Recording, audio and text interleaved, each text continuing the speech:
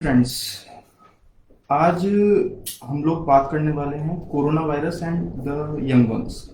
जैसा कि आप सब लोग देख ही रहे हैं और हम सब अच्छे से वाकिफ़ हैं कि पूरी दुनिया कोरोना से किस तरह से जूझ रही है, चाहे हम इंटरनेशनल लेवल पे बात करें या फिर सोशल लेवल पे या अपने पर्सनल लेवल पे। हम लोग अपने अपने लेवल पे अपने अपने तरीके से जूझ रहे हैं। तो जैसा कि स्टडीज से और अब तक की रिपोर्ट से ये माना गया है कि छोटे बच्चे जो हैं वो कोरोना से ज़्यादा अफेक्टेड नहीं हैं। तो क्या डॉक्टर साहब ये बात सही है?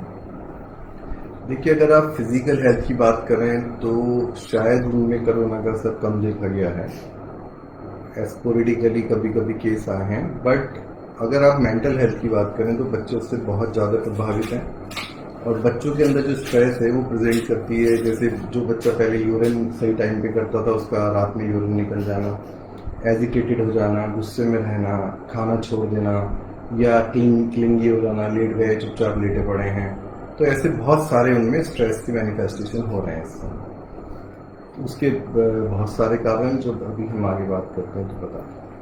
तो जैसा डॉक्टर साहब ने बताया कि बच्चे फिजिकली तो कोरोना से इतने ज़्यादा प्रभावित नहीं हैं, बट मेंटली और साइकोलॉजिकली वो सबसे ज़्यादा प्रभावित है अगर देखा जाए तो डॉक्टर साहब आज हमारे साथ डिस्कस करेंगे और हम इस बात पे गौर करेंगे कि बच्चों में जो ये पैंडेमिक के चलते हुए जो लाइफस्टाइल में चेंजेस आए हैं, इसमें बच्चों से कैसे डील किया जाए।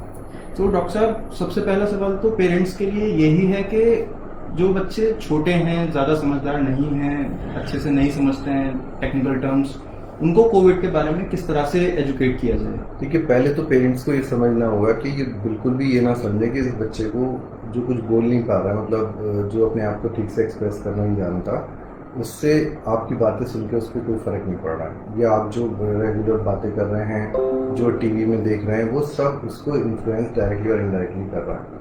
उसकी भूख पे, उसके सोने पे, सब चीज़ों पे प्रभाव डाल रहा है। तो जो मेंटल हेल्थ का इशू है वो बहुत ज़्यादा हो गया है बच्चों के अंदर। और उसके लिए सबसे पहले पेरेंट्स को चाहिए, उन्हें लॉकडाउन क्या है और क्यों करा जा रहा है, कोरोना वायरस क्या है, वो उन्हें उन्हीं की लैंग्वेज में समझाएं कि क्यों इसका करने का क्या फ़ायदा है और क्यों हो रहा है। क्योंकि बच्चे को शुरू शुरू में बड़ा अच्छा लगा, स्कूल जाने को नहीं मिल रहा, मज़े आ गए, छुट्टी हो गई, बट उन्होंने ये नहीं सोचा था कि इस छुट्टी में अपने पड़ोस के बच्चे के साथ नहीं खेल सकता मैं जी। या मुझे घर में ही बंद रहना पड़ेगा रोजाना। तो ये उनकी साइकोलॉजी को बहुत ज़्यादा प्रभावित कर रहा है। उन्हें बात समझ में नहीं आ रही कि ऐसा क्यों हो रहा है। सब कुछ तो ठीक दिख रहा है, और फिर क्यों हमें खेलने नहीं दिया जा रहा, क्यों हम बाहर नहीं जा रहे, क्यों बाजार में नहीं जा रहे, या यदा कदा जो भी थोड़ी बहुत मस्ती संडे वो करते थे, पार्क जाते थे, वो सब खत्म हो गया उनका। और वो उन्हें एक्सप्लेन नहीं है। तो काफ़ी लंबा समय हो गया, और बड़े लोग ये सोचते हैं कि भाई ये तो पता ही है इसे, ये तो कोई कुछ कर ही नहीं सकता। बट उन्हें बहुत ज़रूरत है उन्हें उन्हीं की लैंग्वेज में समझाने। तो डॉक्टर साहब, जैसा कि आपने बताया कि वो एक बहुत ही लंबे समय से घर में बंद हैं, तो ये देखा गया है कि इतने लंबे समय से घर में रहने की वजह से जो छोटे बच्चे हैं, यहाँ तक कि टीनेजर्स भी, वो बहुत ही इजीली इरिटेट हो जा रहे हैं और पेरेंट्स को भी उनका एंगर और एजिटेशन, इरिटेशन, इस तरह के इश्यूज फेस करने पड़ रहे हैं। तो ऐसे में पेरेंट्स को क्या ध्यान रखना चाहिए? पहले तो पेरेंट्स को इस बारे में पॉजिटिव होकर बात करनी चाहिए, और उनके सामने ये जो मीडिया से इन्फ्लुएंस हो जा रहे हैं, रोज टीवी पे कोरोना से इतने केस पकड़े गए, इतनी डेथ हो गई, कृपया करके वो आप बिल्कुल ना चलाएं।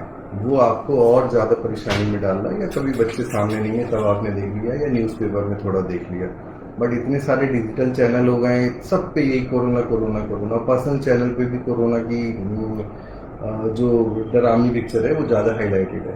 तो जिससे बच्चे देख देख के बहुत अंदर से डरे हुए हैं। उन्हें ये बताना पड़ेगा कि एक दिन ये ख़त्म हो जाएगा, ये हमेशा नहीं चलने वाला है। जैसे बहुत सी जगह ख़त्म भी हो गया, और धीरे धीरे हमारी सरकार और जो हमारे लोग हैं उसे कंटेन करने में लग रहे हैं। और इसीलिए सोशल डिस्टेंसिंग, हैंड वॉशिंग, ये सब प्रैक्टिस करिए। तो डॉक्टर साहब, जैसे लॉकडाउन चल रहा है और जो वर्क फ्रॉम होम वाला कॉन्सेप्ट है, उसकी वजह से हम लोगों का भी जैसा देखा जाता है कि हमारा पूरा रूटीन जो शेड्यूल हमारा हुआ करता था वो मतलब पूरी तरह से खत्म सा ही हो गया है। तो बच्चों में भी जो उनका ईटिंग पैटर्न है, प्लेइंग टाइम है, रीडिंग टाइम है, और उनका जो टाइम मैनेजमेंट और टाइम यूटिलाइजेशन वाला जो कॉन्सेप्ट है वो बहुत कंफ्यूजिंग हो गया है। एक्चुअली इसके लिए कैसे हेल्प करें बच्चों को? पेरेंट्स ना बहुत सी चीज़ों को बहुत लाइटली लेते हैं। वो ये सोचते हैं कि ये तो सब पता ही है इसे, या आप क्या कर सकते हैं। बट अगर वो उन्हें एक्सप्लेन करके सब चीज़ें करें, या जैसे अब आजकल बच्चे टीवी बहुत ज़्यादा देख रहे हैं, रात के अंदर अगर टीवी देखने बैठ गए तो उसकी एक बाउंड्री सेट जरूर करना कि बेटा टीवी तो 24 घंटे है, ये जो प्रोग्राम तुम अब 2 घंटे देख रहे हो इसे बचाओ। आजकल रिकॉर्डिंग की भी फैसिलिटी है बहुत सारे सीरियल्स वगैरह में, तो आप इसको कल देखना। तो उनका सोने का टाइम वो फिक्स ही रखें। जैसे कोई बच्चा 10 बजे सोता है, 11 बजे सोता है, तो दैट शुड बी फिक्स। और उसका उठने का भी टाइम फिक्स रखें। जो सबसे पहले शेड्यूल जो बना हुआ है वो शेड्यूल डिस्टर्ब नहीं होना चाहिए। वो शेड्यूल डिस्टर्ब होने से सबसे ज़्यादा प्रॉब्लम्स धीरे धीरे एक्यूमुलेट होने लगती हैं। तो खाने का भी टाइम फिक्स होना चाहिए और सोने का भी टाइम फिक्स होना चाहिए। ऐसी बात वगैरह लेना, ये सब एक फिक्स शेड्यूल से रहेगा तो बच्चों की मेंटल हेल्थ ज़्यादा अच्छी रहेगी और उन पर प्रोडक्टिविटी ज़्यादा रहेगी, टाइम ज़्यादा रहेगा। वरना वो आलस में पड़े रहेंगे कि अभी पॉटी चले जाएंगे, अभी नहा लेंगे, रात को पिक्चर ही देखते रहे तो 2 बजे तक पिक्चर देख डाली, अगले दिन उठने का टाइम, सब एक मैस क्रिएट या तो कुछ एक्सेस हो रहा है या फिर कुछ बिल्कुल मिनिमल हो रहा है। जी जी। तो उसका सबसे पहले पेरेंट्स को ना टाइम फिक्स करना है और पॉजिटिव साइड पे बात करनी है।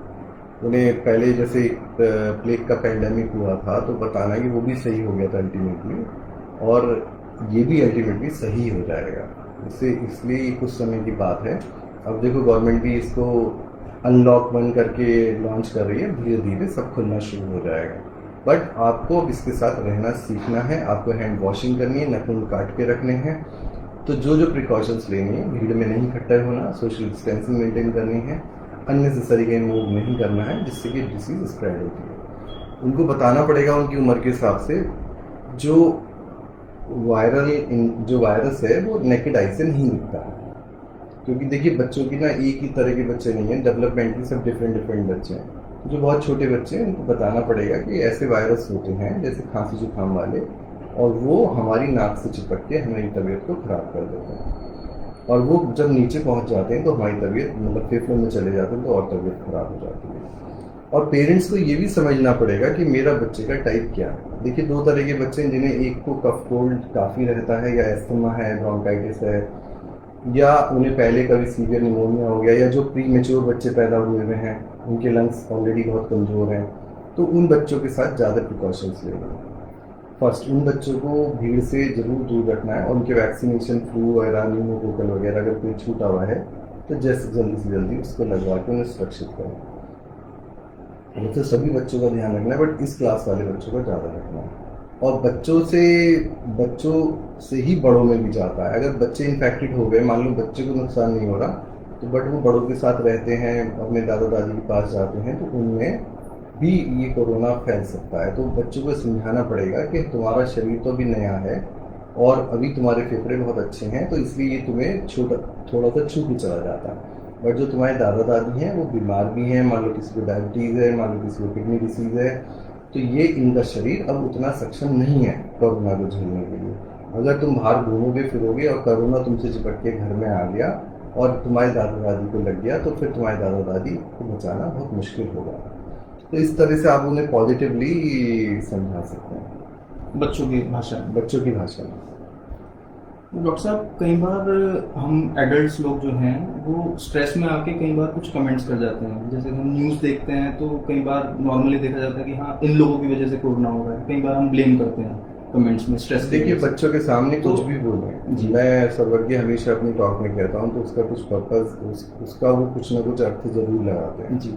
तो आप जरूर ध्यान रखें, वो जरूर एक्सप्रेस नहीं करेंगे आपको कि वो क्या सोच रहे हैं इस बारे में, और आप सोचें बच्चा ऐसे क्या पता या इसको कोई फर्क नहीं पड़ता, ऐसा नहीं है। सबकॉन्शियस में कहीं ना कहीं उसके सबकॉन्शियस में वो रहता है। और आप खुद अपने मन को खंगाल के देखिए कि क्या क्या चीज़ें आपको परेशान करती हैं। मुझे याद है जब मैं छोटा था तो प्रिंस पिक्चर आई थी और उसमें शम्मी कपूर जी को एक लोहे की केज में घुमाया जाता है, तो वो मुझे सालों साल वो बात मेरे दिमाग में बैठी रही, और मैं कभी कभी रात में वो याद करके डर जाता था कि कितना गलत कर रहे हैं इसको आप नीचे घुमाना। तो ऐसा नहीं है, हम सभी, आप खुद भी अपने मन में झांक के देखिए कि कुछ बचपन की स्मृतियाँ ऐसी होंगी जो आपको आगे चल के भी परेशान करती होंगी। तो कोई भी नेगेटिव बात ना करें, पहली चीज़ तो ये समझें जो कुछ हो रहा है सबके साथ हो रहा है, और सभी लोग परेशान हैं, गवर्नमेंट भी हमारी परेशान है, हम लोग भी परेशान हैं।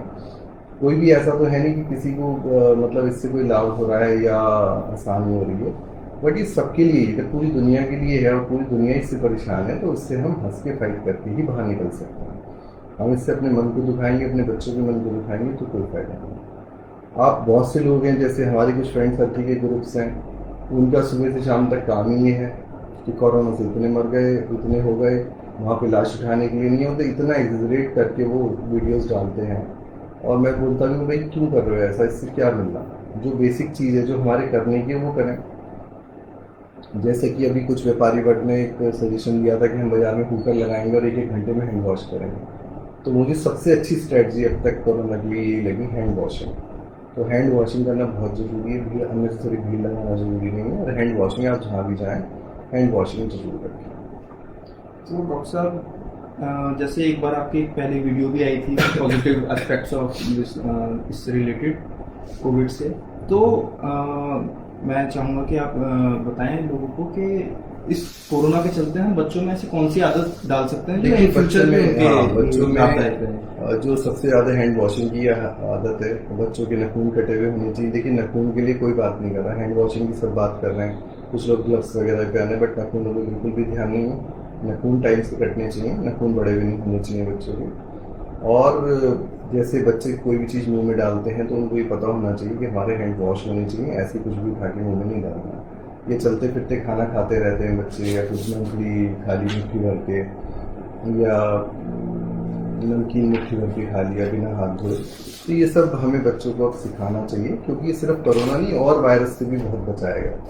बच्चों की तो पॉपुलेशन वायरल इन्फेक्शन का शिकार रहती है, आए दिन उन्हें बुखार खांसी जुकाम होता रहता है कोरोना के अलावा भी। तो उन्हें अगर ये हाइजीन मेंटेन करेंगे तो वो भी कम बीमार होंगे। तो ये बात अब उन्हें प्यार से समझानी चाहिए और खेल खेल में पूछना चाहिए। जैसे हैंड वॉशिंग के स्टेप्स वाला चार्ट आप गूगल से डाउनलोड करके अपने घर में लगा दीजिए, उससे पूछिए स्टेप 1 में क्या करते हैं, स्टेप 3 में क्या करते हैं, तो उसके लिए एक इंटरेस्टिंग भी हो जाएगा। जब वो सारे स्टेप रेगुलर फॉलो करेगा और 15 से 20 सेकंड तक हाथ धोएगा तो वो समझ जाएगा कि सारी जगह कीटाणु लगे रहते हैं और उससे कीटाणु हमारे साफ हो जाएंगे।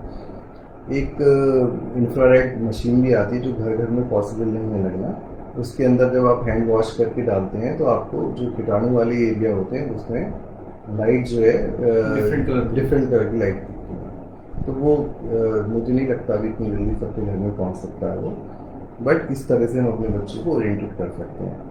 और ये स्कूल के अंदर ये वाली मशीनें लगाई जा सकती हैं जिससे बच्चे जब जाएँ तो अपने हाथ उसमें देखते रहें।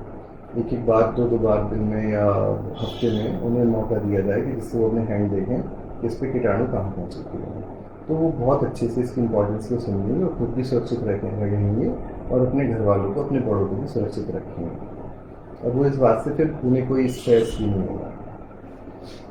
तो डॉक्टर साहब, इसका मतलब ये है कि हमें अपने बच्चों को सबसे पहले तो उनकी भाषा में सिखाना है। ये बहुत इंपॉर्टेंट बात है। जो आदमी देखिए जैसे समझ सकता है उसको वैसे ही समझाना है। अगर आप एक जनरल लैंग्वेज ये मान के चलेंगे तो पता ही चल जाएगा, तो वो गलत है। उससे बच्चा ना समझ नहीं पाता और वो बच्चे के लिए अच्छा नहीं है। जी तो गाइस, ये हमारी वीडियो थी corona virus and the young ones. तो इसमें हमने जाना कि सबसे पहली बात कि बच्चों को एजुकेट कैसे करें कोरोना के बारे में। बच्चों को उनकी अपनी भाषा में सिखाना है, चाहे आप खेल खेल में सिखाएं, चाहे आप उनके कैरेक्टर्स लेके या फिर स्टोरी टेलिंग के तौर पे उसको सिखाएं। बच्चों को अगर आप एजुकेट करके रखेंगे उनकी अपनी भाषा में और वो बच्चे समझेंगे तो आपके लिए पेरेंटिंग काफी हद तक आसान देखिए आजकल ना कुछ मतलब लोग स्टोरी टेलिंग के प्रोफेशन में भी आ गए हैं। जैसे हमारी न्यूरो डेवलपमेंटल थेरेपिस्ट हैं डॉक्टर इंचिलोनी, वो स्टोरी टेलिंग करते हैं। आप उनसे रिक्वेस्ट कर सकते हैं कि वो आपके बच्चों को स्टोरी के माध्यम से कोरोना के बारे में सिखाएं। तो ये एक बहुत अच्छा तरीका है। स्टोरी टेलिंग से हम सब कुछ बच्चे बहुत अच्छा सीखते हैं और वो कहानी के लालच में रहते हैं। रात को सोते हुए हम भी कहते थे दादी से भी कोई कहानी सुना दो, तो उन्हें एक ऐसी कहानी जो एजुकेट करे वो ज़्यादा अच्छा। और हमेशा बात करते हुए पॉजिटिव है, कोई नेगेटिव बात नहीं करें। आज ही एक बच्चा आया जो डेविल कह रहा था, मेरे दिमाग में डेविल आ रहा है, और वो अंदर बैठे बैठे इतना घुस गया उसको थोड़ा अपने आप को बैलेंस करने में प्रॉब्लम होगी। 12 साल का बच्चा था। तो ये बात हमें बिल्कुल ध्यान रखनी है कि हमें बच्चों के सामने कोई नेगेटिविटी क्रिएट नहीं करनी है, एक्सपोज ही नहीं होने हाँ, और बहुत ज़्यादा प्रेशराइज बातें नहीं करनी कि तुम ऐसे नहीं करते, तुम ऐसे नहीं करते, तुम ये नहीं करा, तुम पढ़ते नहीं हो। मतलब उसे आप अब किसी से जो पढ़ता नहीं हो तो पढ़ते नहीं हो क्या क्या ज़्यादा थोड़ी पड़ेगा वो। उसे यही कहेंगे कि आप बेटा तुम बहुत अच्छा कर रहे हो और थोड़ा सा अच्छा और करो, है ना। थोड़ा अब 2 घंटे पढ़ते हो, आधा घंटा और बढ़ा लो इसमें, तो ये तुम्हारे नंबर ना बहुत अच्छे हो जाएंगे। जो भी तुम्हारे 60% 70% आ रहे हैं तो ये 80+ हो जाएंगे। ऐसे करके मोटिवेट करिए, ना कि तुम तो पढ़ते ही नहीं हो, तुम तो ये करते ही नहीं हो। पॉजिटिव क्रिटिसिज्म, पॉजिटिव और बड़ा प्यार से, रेस्पेक्टफुली। बच्चों को भी रेस्पेक्ट की बहुत ज़रूरत है, और अगर आप उन्हें रेस्पेक्ट देंगे तो वो और ज़्यादा फ्लरिश होंगे। ये मेरा मानना है। और कुछ सर आज के जिस एक हमने जय तारा कोरोना वीडियो बनाई है, आप अपने बच्चे को जय तारा एंड कोरोना वीडियो दिखाइए तो वो उनसे हैंड वॉशिंग वगैरह और अच्छे से समझेंगे, और हर चीज़ उन्हें समझा के करिए। नेगेटिव बातें मत करिए। न्यूज़पेपर को मन में पढ़ लीजिए, ज़्यादा अच्छा है, क्योंकि न्यूज़पेपर में पॉजिटिव सामग्री कम है, नेगेटिव सामग्री ज़्यादा है। तो आप बच्चों के सामने कोई भी नेगेटिविटी ना शेयर करें। या फिर सर अगर बच्चे एक्सपोज हो भी जाते हैं किसी नेगेटिव बात से और वो तो बाई चांस आपसे डिस्कस भी करते हैं तो डिस्कस करें तो आप उन्हें अच्छे से बताएं जी, और जिससे कि वो कहीं कोई बात उनके दिमाग में रोल मॉडल की तरह ना बन जाए। आपको लग रहा है गलत है, उसे लग रही है अच्छी है, वो बहुत अच्छा हुआ। तो बच्चे को ये समझाना बहुत जरूरी है, बहुत प्यार से, रेस्पेक्टफुली, आराम से। सो गाइस मे बी आपको थोड़ी हेल्प मिली होगी आजकल के जो हमें पेरेंटिंग इश्यूज सुनने को आते हैं उसमें। और सो सर आज के लिए इतना ही। फिर जल्दी मिलते हैं किसी और नए टॉपिक के अगर आपको कोई आपको किसी पर्टिकुलर टॉपिक पे काउंसलिंग या फिर आप चाहते हैं कि हम किसी टॉपिक पे डिस्कस करें तो आप हमें कमेंट सेक्शन में बता सकते हैं, और जो हमारी जय तारा की वीडियो लिंक्स हैं वो आपको कमेंट सेक्शन में आपको मिल जाएंगी, आप उस पर जाके वीडियो देख सकते हैं। Thank you. Good day.